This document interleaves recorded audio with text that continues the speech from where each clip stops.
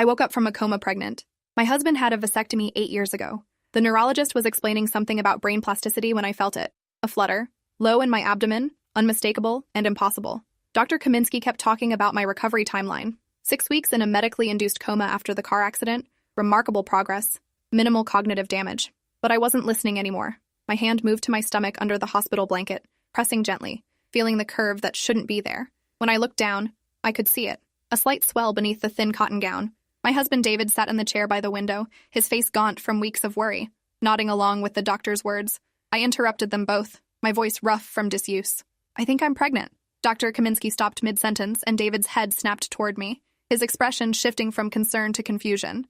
The doctor smiled that patronizing smile medical professionals use when patients say something illogical. "Mrs. Garrett, that's likely just some bloating from the feeding tube and immobility. Perfectly normal after extended bed rest," she continued. "Your body has been through significant trauma." "No," I said, more firmly this time. "I'm pregnant. I can feel it moving." The room went silent except for the beeping of monitors. David stood up slowly, his face pale. "Sweetheart, that's not possible. You've been unconscious for 6 weeks. Before that, we hadn't been intimate in months because of your work schedule.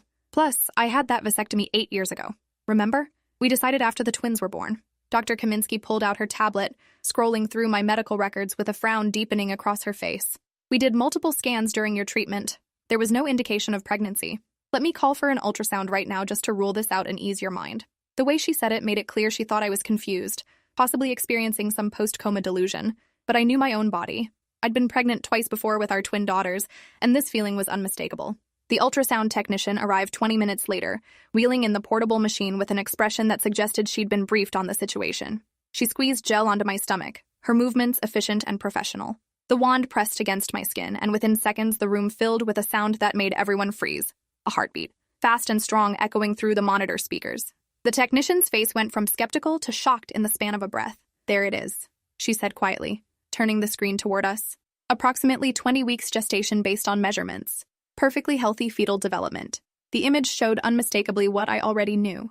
A baby, curled and moving, fingers visible near its face. David made a sound like all the air had left his body. Dr. Kaminsky grabbed the monitor, staring at the screen like it might change if she looked hard enough. "This doesn't make any sense. We've done 3 CT scans, 2 MRIs. How did we miss this?"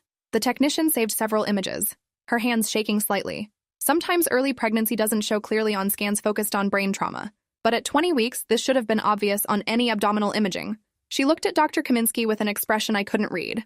"This is going to need documentation. A lot of it." David hadn't moved from his spot by my bed. His face had gone from pale to gray. 20 weeks means you got pregnant right before the accident. But we hadn't been together in 3 months before that. I remember because I was traveling for work. I tried to sit up, but my muscles were still weak from 6 weeks of immobility. "David, I was in a coma. I don't know how this happened."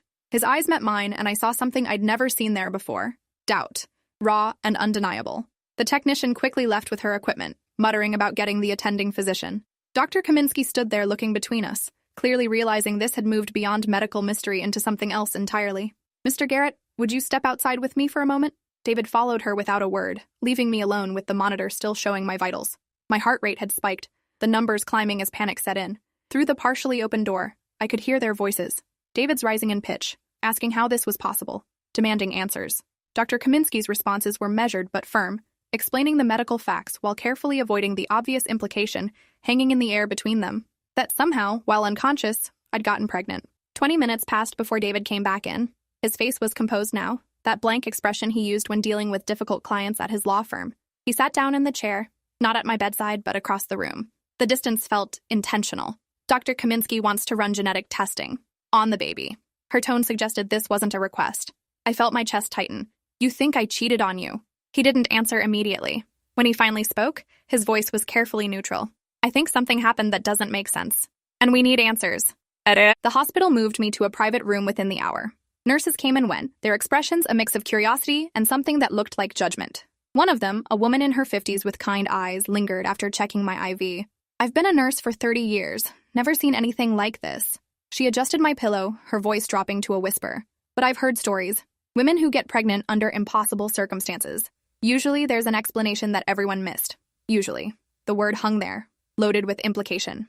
That night, David went home to be with our daughters, 12-year-old twins who'd been staying with his mother during my hospitalization. He kissed my forehead before leaving, but the gesture felt automatic. empty of the warmth that usually lived in his touch. Dr. Kaminsky stopped by around 9 p.m. with a tablet full of consent forms. We need to do an amniocentesis for genetic testing. It's the only way to determine paternity conclusively. She paused. And to make sure the baby is developing normally given the unusual circumstances of your pregnancy. I signed everything with shaking hands. What unusual circumstances? I was unconscious. She met my eyes directly. Mrs. Garrett, you were under 24-hour supervision in intensive care. There's documented proof of everyone who entered your room, every nurse, every doctor, every visitor. We have security footage. If something happened, we'll find out what. The implications of her words made my stomach turn. You think someone assaulted me while I was in a coma? Her silence was answer enough. The amniocentesis happened the next morning. The needle going into my belly felt like violation layered on top of violation, extracting fluid that would either prove my innocence or destroy my marriage. Dr. Kaminsky assured me results would take 5 to 7 days for the full genetic panel. DNA paternity testing would be faster, maybe 3 days if we prioritized it. She scheduled a meeting with hospital administration and their legal team for that afternoon. This has potential liability implications, she explained. If someone on our staff violated you while you were incapacitated, we need to know immediately. The hospital's legal team consisted of 3 people in expensive suits who sat across from me asking questions that felt like accusations dressed in professional language. When exactly did you last have intercourse with your husband before the accident? Are you certain about that timeline? Is there any possibility you could have been pregnant before the accident and not known? Could there have been any other partner in the weeks leading up to your hospitalization? Each question chipped away at my dignity until I was crying, unable to answer anymore. David sat beside me, his jaw clenched, saying nothing. Hospital security reviewed 6 weeks of footage from the ICU. Every person who entered my room was documented, time-stamped, their credentials verified. Nurses, doctors, respiratory therapists, cleaning staff, David and his mother during visiting hours, my sister twice in the first week. Everyone was accounted for. The security director, a former police officer named Marcus Vance, presented his findings in a conference room filled with hospital administrators. No unauthorized access, no gaps in coverage. Everyone who entered had legitimate medical reasons and was never alone with the patient for more than necessary clinical time. So how did this happen? David's voice cut through the room. My wife was in a medically induced coma for 6 weeks, and somehow she's 20 weeks pregnant. That means she got pregnant right before the accident. But I had a vasectomy 8 years ago, and we hadn't been intimate in months before her accident. Someone in this hospital has to know something. The administrators exchanged glances. Mr. Garrett, we understand your frustration, but the evidence suggests whatever happened, it didn't happen here. Which leaves only one other possibility, that I got pregnant before the accident, I said flatly. From someone who wasn't my husband. The room fell silent. That's what you're all thinking, isn't it? That I was having an affair and the coma is just convenient timing. Dr. Kaminsky leaned forward. We're not making accusations. We're trying to find facts. The genetic testing will tell us more. But I have to ask, is there any possibility your vasectomy failed?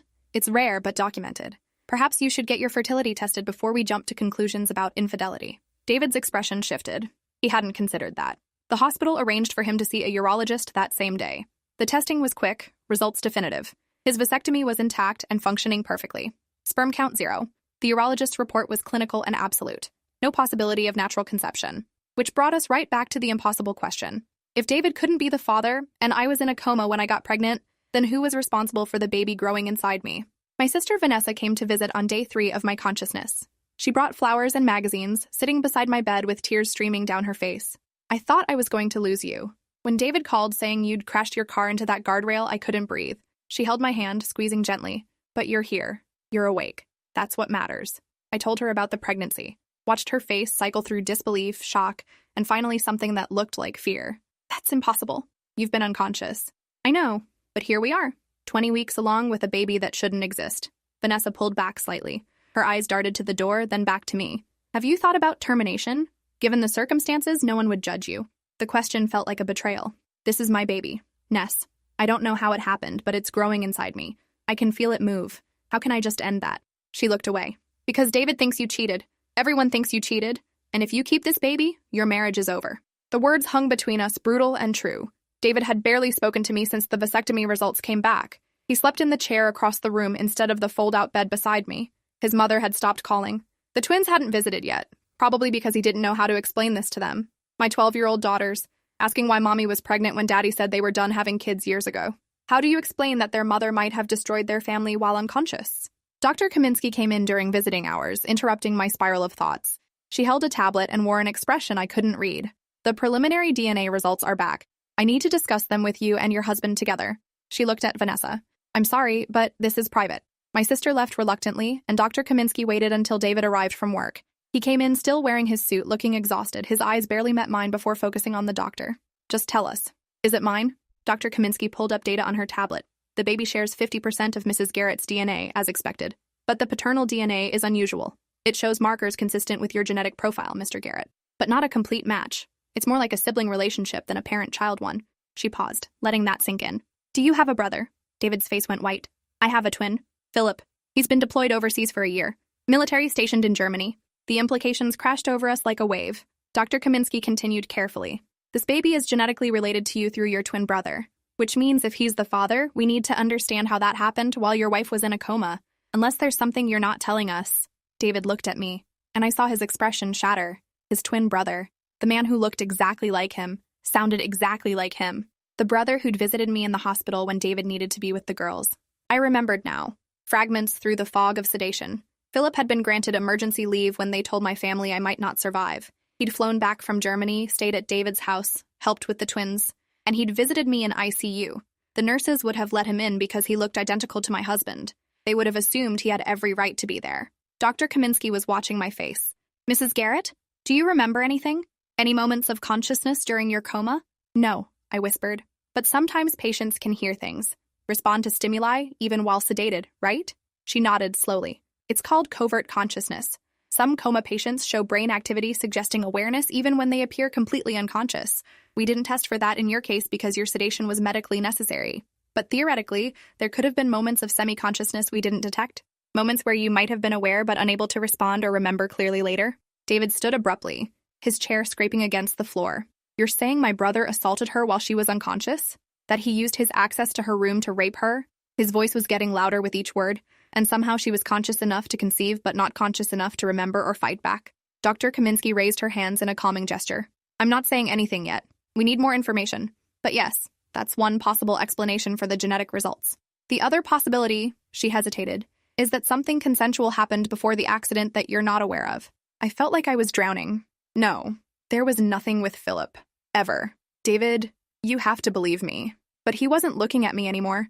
He was staring at the wall, his jaw working like he was grinding his teeth to dust. My brother visited you 6 times while you were in the coma. I checked the visitor logs. He sat with you for hours when I had to be home with the girls. The nurses said he was devoted, reading to you, playing your favorite music. They thought it was beautiful how close our family was. Security footage, Dr. Kaminsky said quietly. We need to review every minute of every visit from Philip Garrett. David pulled out his phone, his fingers shaking as he dialed. It rang 4 times before going to voicemail. Philip's cheerful voice asking him to leave a message. David didn't. He just hung up and tried again. And again. On the 5th attempt, he finally spoke. Call me back. Now. It's about Natalie. He hung up and looked at Dr. Kaminsky. Get that footage. All of it. I want to see every second my brother was alone with my wife. The hospital security office became a war room. Marcus Vance pulled up footage from 6 weeks of ICU surveillance. Philip had visited on 6 separate occasions, each visit lasting between 2 and 4 hours. The cameras showed him entering my room, sitting beside my bed, holding my hand. In one clip, he leaned down and kissed my forehead. In another, he was crying, his face buried in the blanket covering me. To anyone watching, it looked like a devastated brother-in-law praying for recovery. Nothing suspicious, nothing criminal. Until the 3rd visit, Vance paused the footage, pointing at the timestamp. This is interesting. The nurse left the room at 8:17 p.m. She didn't come back until 9:43 p.m. That's an 86-minute gap with no one else entering. Hospital protocol says ICU patients should never be unattended for more than 30 minutes. He fast-forwarded through the footage. Philip sat in the chair for the first 20 minutes. Then he stood up, walked to the door, and looked out into the hallway. When he came back, he closed the privacy curtain around my bed. The camera angle doesn't show what happens behind the curtain, Vance explained. It's positioned to monitor the room entrance for security, not to surveil patient care. We can see movement, shadows, but no clear detail. For the next hour, the curtain stayed closed. Shadows shifted behind it. At one point, a shape that could have been Philip leaned over the bed. The monitor beside me showed my vitals spiking, heart rate jumping from 65 to 98 beats per minute, then slowly settling back down. David was gripping the edge of the desk so hard his knuckles had gone white. What is he doing behind that curtain for an hour? Vance shook his head. I can't say definitively, but your wife's vitals show signs of physiological arousal, increased heart rate, elevated blood pressure. The patterns are consistent with physical stimulation.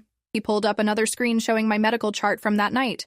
The nurse who came back at 9:43 noted that the patient appeared flushed and the blankets were disarranged. She assumed the brother-in-law had been adjusting her position for comfort. Pull up the other visits, David said through clenched teeth. All of them. Show me every time that curtain closed. Vance compiled a timeline. 6 visits total. 3 of them included extended periods with the privacy curtain closed and no staff present. Each time my vitals showed similar spikes. Each time the nurses noted minor irregularities in their logs. Blankets adjusted. Patient appeared restless. Family member providing comfort. Nothing that raised immediate red flags because Philip looked exactly like David, and everyone assumed he had the same rights to privacy with me. Dr. Kaminsky reviewed the medical data with a growing expression of horror. On this visit, she pointed to the screen. Your sedation was lighter than usual. We were starting to reduce the medication, testing if you could breathe on your own. There's a note here that you showed signs of agitation, movements that could indicate emerging consciousness. That was the night before Philip's 3rd visit. The night that would align with conception based on the fetal development timeline. She looked at David. I'm so sorry. I think we're looking at sexual assault of an incapacitated patient. Call the police, David said flatly. Now. Within an hour, 2 detectives arrived at the hospital. Detective Sarah Vaughn and her partner, Detective James Rico, took statements from everyone, reviewed the footage, and examined my medical records. Detective Vaughn sat beside my bed with a gentleness that made me start crying. Mrs. Garrett, I know this is difficult, but I need to ask if you remember anything from your coma. Any sensations, sounds, moments where you might have been aware of your surroundings? Anything at all, even if it seems like a dream. I closed my eyes, trying to pull memories from the fog.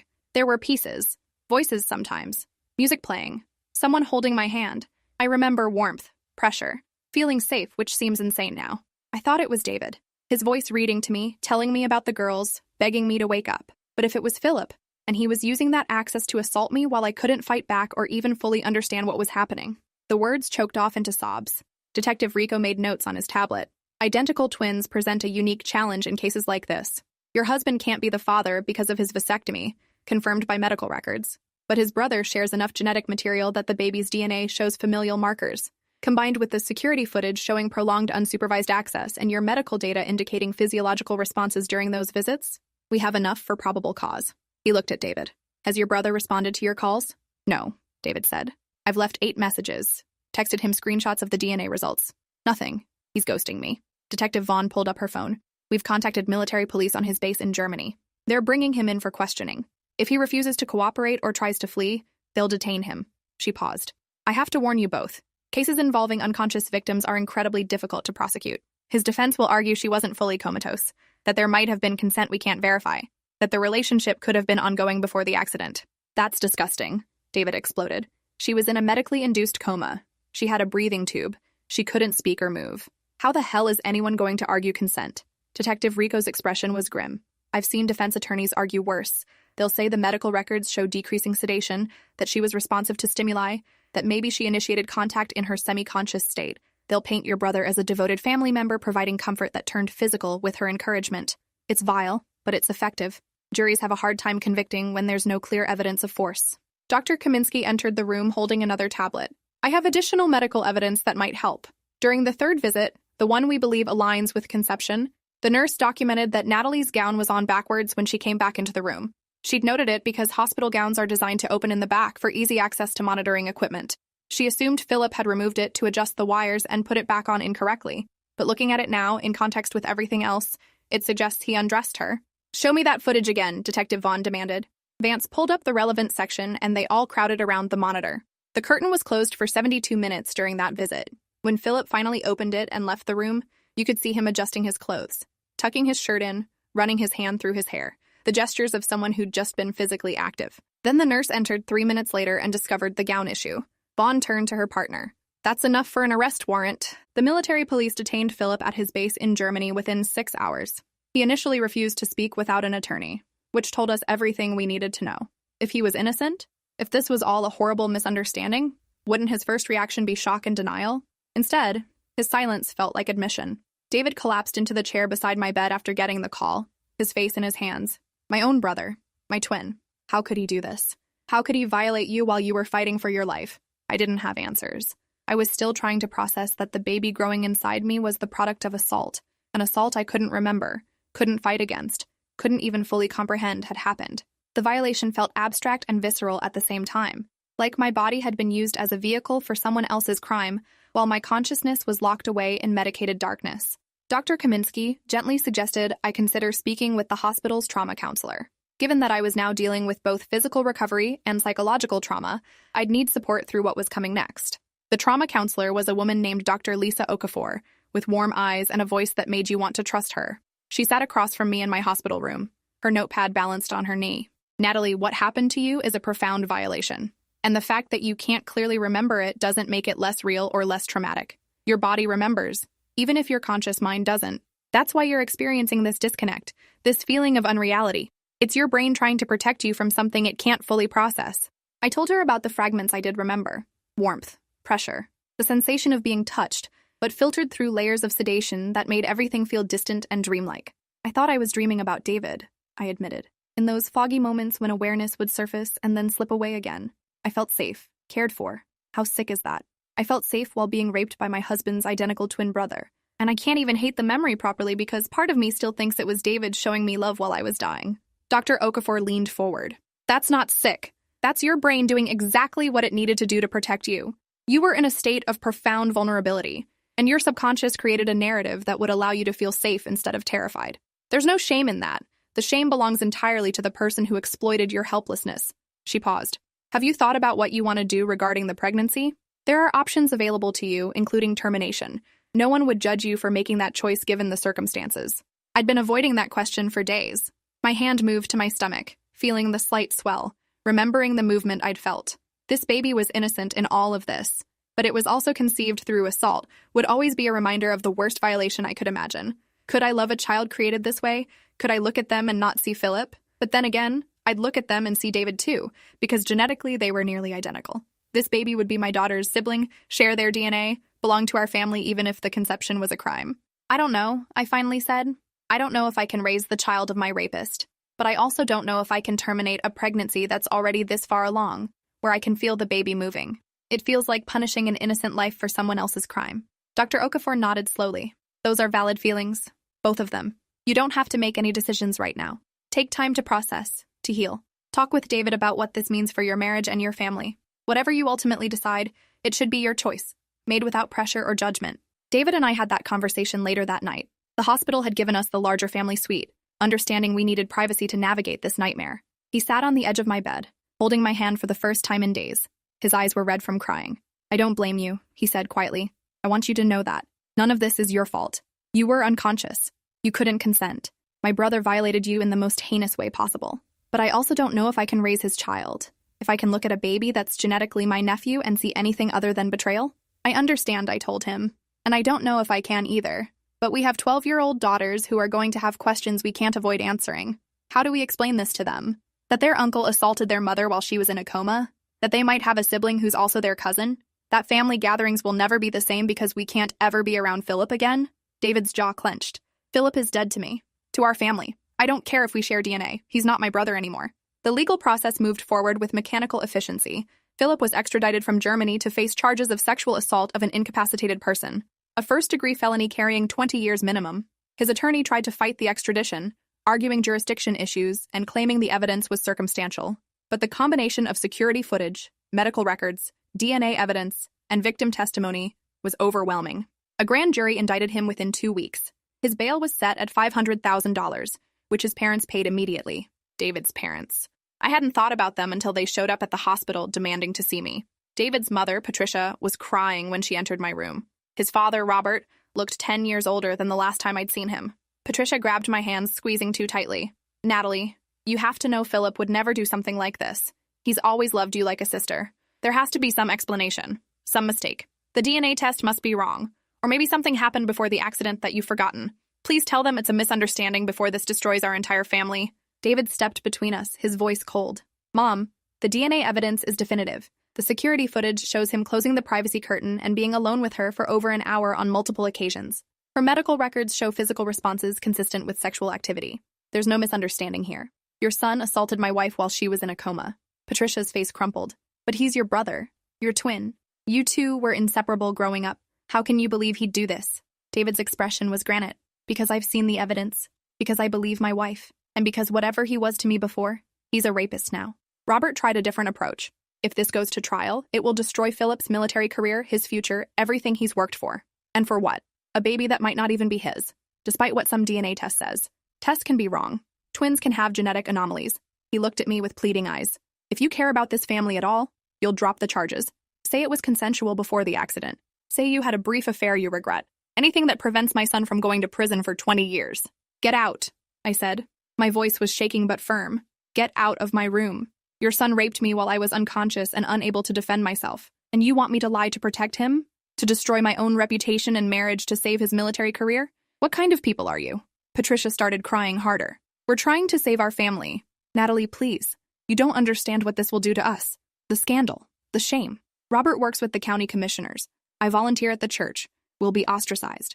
David physically escorted his parents out of the room, his voice echoing in the hallway as he told them never to contact us again. When he came back, he was shaking with rage. I'm so sorry.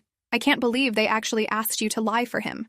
They're in denial. They can't accept that their golden boy, their military hero son, is capable of something, this monstrous. So they're rewriting the narrative in their heads, making you the villain instead of the victim. It's textbook abuse enablement. The hospital released me a week later with strict instructions for bed rest and prenatal care. I was now officially 24 weeks pregnant, past the point where termination was legally available in our state without medical necessity. Dr. Kaminsky explained that continuing the pregnancy carried some risks given my recent trauma and extended coma, but nothing immediately life-threatening. The choice remained mine, though my window for choosing was rapidly closing.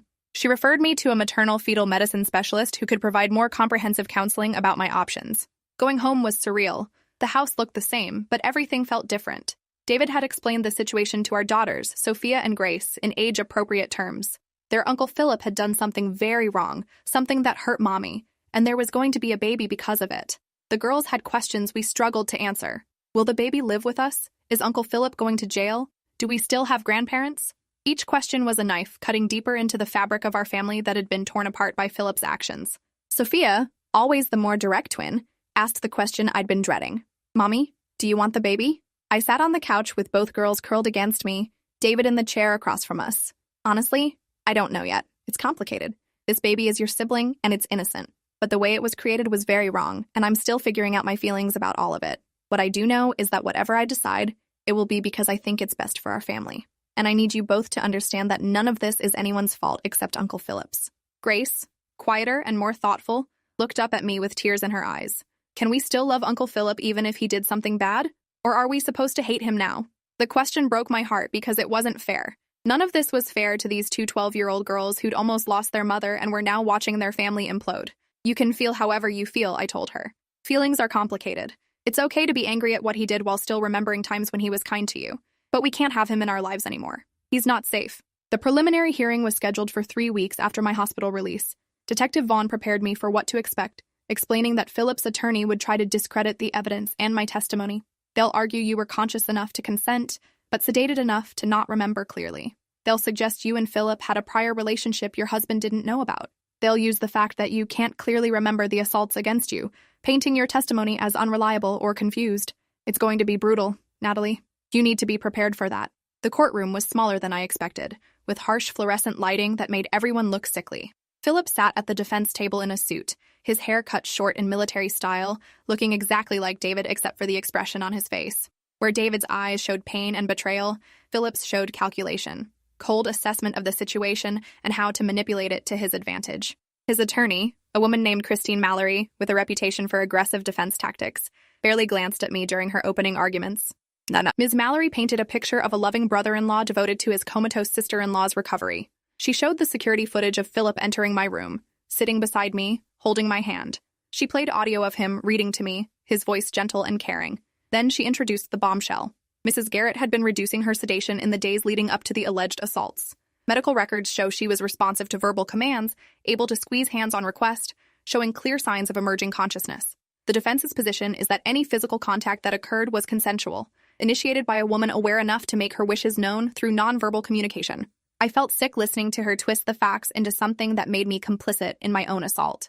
The prosecutor, District Attorney William Becker, stood to object. Even if Mrs. Garrett showed signs of emerging consciousness, she was still legally incapacitated and unable to provide informed consent. She had a breathing tube, was confined to a hospital bed, and was under continuous medication that impaired her judgment and memory. The law is clear that sexual contact with someone in that condition constitutes assault regardless of perceived responsiveness. Judge Carol Henderson reviewed the medical records carefully. She was a woman in her 60s known for being fair but tough. After 20 minutes of silence except for the sound of pages turning, she looked up. I'm allowing this case to proceed to trial. There's sufficient evidence that a crime may have been committed. However, I'm also ordering a full neurological evaluation of Mrs. Garrett to determine her capacity for consciousness and consent during the period in question. Until we have expert testimony on whether she was capable of understanding and communicating consent, I'm not dismissing anything. Bail remains at $500,000 already posted. Trial date is set for 8 weeks from today. 8 weeks. I'd be 32 weeks pregnant by then, obviously showing a constant visual reminder of the crime we were prosecuting. David held my hand as we left the courthouse. Reporters shouting questions we didn't answer. His face was set in determined lines. We'll get through this. Whatever happens, we'll face it together. But I could feel the distance between us growing, a chasm created by circumstances neither of us could control. He loved me. I believed that. But could he love a child, conceived through his twin brother's assault of his unconscious wife? The neurological evaluation was conducted by Dr. Raymond Park, a specialist in consciousness disorders and coma recovery. He reviewed 6 weeks of medical records, interviewed my medical team, and conducted extensive cognitive testing on me. His report, delivered in a conference room full of lawyers and experts, was clinically brutal. Mrs. Garrett was in a state of minimal consciousness during the period in question. She showed some responsiveness to external stimuli, but lacked the cognitive capacity for complex decision-making or informed consent. Any movement or response during this time would have been reflexive or instinctual, not indicative of conscious choice or agreement. Ms. Mallory immediately challenged the findings. Dr. Park, isn't it true that patients in minimal consciousness states can still experience pleasure and pain? Can still respond to touch in ways that indicate preference? He adjusted his glasses. They can show physiological responses, yes, but response to stimuli is not the same as consent. A person in Mrs. Garrett's condition would not have had the executive function necessary to understand the nature of sexual contact, the implications of such contact, or the ability to refuse unwanted advances. Any sexual activity with someone in that state is, by definition, assault. The defense tried another angle. What about prior relationship establishment? If Mrs. Garrett and the defendant had engaged in consensual relations before her coma, couldn't her responses be interpreted as continuation of that established intimacy? Dr. Park's expression hardened. There's no evidence of any prior inappropriate relationship, and even if there had been, prior consent does not equal ongoing consent, especially when one party is medically incapacitated. This is basic medical ethics and legal standard. What you're suggesting is that unconscious people can be sexually active with prior partners without current consent. That's rape. The words hung in the courtroom. Philip shifted in his seat, and for the first time, I saw something crack in his composed facade. Fear, maybe, or realization that his defense was crumbling. The prosecutor seized the moment. Your Honor, the defense is essentially arguing that my client was conscious enough to consent, but too unconscious to remember consenting. That's an impossible standard that would make prosecuting any assault of an incapacitated victim impossible. The evidence is clear. The defendant had unsupervised access to a vulnerable patient. That patient became pregnant during that access period. DNA confirms the defendant as the father, and medical experts confirm the victim could not have provided meaningful consent. This is assault, period. Judge Henderson called a recess. When we reconvened 2 hours later, her decision was unequivocal. This case is going to trial. The evidence supports a reasonable belief that sexual assault occurred. The defendant will remain free on bail with the conditions that he have no contact with the victim or her family, surrender his passport, and report to pretrial services weekly. Trial begins in 6 weeks. The gavel struck, and Philip's parents were crying in the back of the courtroom. David sat stone-faced beside me, his hand squeezing mine so hard it hurt. The weeks leading up to trial were a special kind of torture. My body grew with a pregnancy I hadn't chosen, carrying a baby I had complicated feelings about. The twins watched me with worried eyes, seeing their mother change shape with a sibling they weren't sure they wanted. David tried to be supportive, but I could feel him pulling away emotionally, unable to reconcile his love for me with his horror at what his brother had done. Our intimacy died completely. He couldn't touch me without thinking about Philip touching me first, violating me while I was helpless. I started seeing Dr. Okafor 3 times a week, trying to process the trauma layered on trauma. The assault itself, the violation of my trust by someone I'd considered family, the pregnancy forcing me to live with the physical evidence of the crime, the trial approaching where I'd have to testify about things I couldn't fully remember while lawyers tried to make me look like a willing participant. And underneath all of it, the baby moving inside me, growing stronger, demanding I make a decision about its future. 28 weeks pregnant, I finally admitted something to Dr. Okafor that I'd been hiding from everyone else. I think I want to keep the baby, not because of what Philip did, but in spite of it. This child is mine, half my DNA, innocent of any crime. And even though it was conceived in the worst possible way, it's also my daughter's sibling, David's niece or nephew, part of our family, however complicated that is. But I don't know if David can accept that, if keeping this baby means losing my marriage. Dr. Okafor sat back in her chair. Have you talked to David about this? I shook my head. I'm afraid. Afraid he'll leave if I choose to keep it. Afraid he'll resent me and the baby for the rest of our lives. But I'm also afraid of the guilt I'll carry if I don't. If I terminate or give up for adoption a child that's half mine, that I've carried and felt move, that's done nothing wrong except exist. How do I make a choice when every option feels like losing something essential? You talk to him, she said gently. You tell him exactly what you just told me. Give him the chance to surprise you. He's shown up for you through this nightmare in ways many spouses wouldn't. Trust that he'll continue to do so even when the path forward is unclear. The worst thing you can do is make this decision alone and then spring it on him. Your marriage deserves honesty, even when honesty is terrifying. So I scheduled time with David that evening after the twins were asleep to have the conversation that could end or save our marriage. We sat in our bedroom, the door closed, both of us tense. I started crying before I even said the words. David, I think I want to keep the baby. I know that's not fair to you, that you didn't sign up for raising your brother's child, but it's also my child and our daughter's sibling, and I can't shake the feeling that giving it up or terminating would haunt me forever. I'm not asking you to love this baby or even accept it. I'm just asking you to understand why I need to make this choice. And if you can't, if this is too much, then I understand that too. David was quiet for a long time. When he finally spoke, his voice was thick with emotion. I've been thinking about this too. Lying awake every night, imagining what it would be like to raise a child created through violence against you. Wondering if I could look at them without seeing Philip, without feeling rage at what he took from us. And I keep coming back to one thing. You're the victim here. You're the one who was violated. And if you want to keep this baby, if that's what helps you heal and reclaim your agency, then I support that. It won't be easy.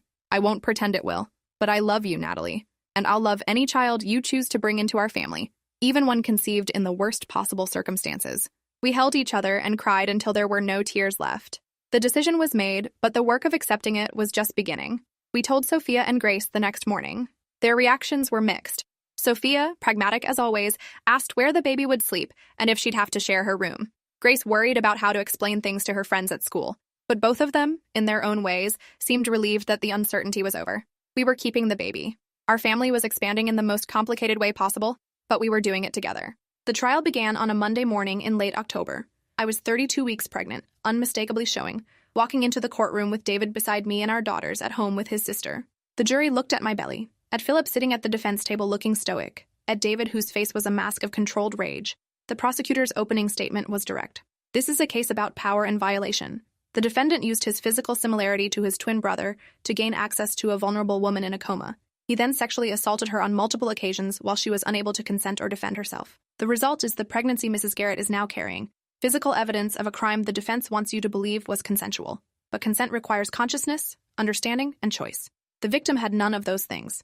Ms. Mallory's opening was equally direct. This is a case about a family tragedy being criminalized. The defendant visited his sister-in-law out of love and concern during a medical crisis.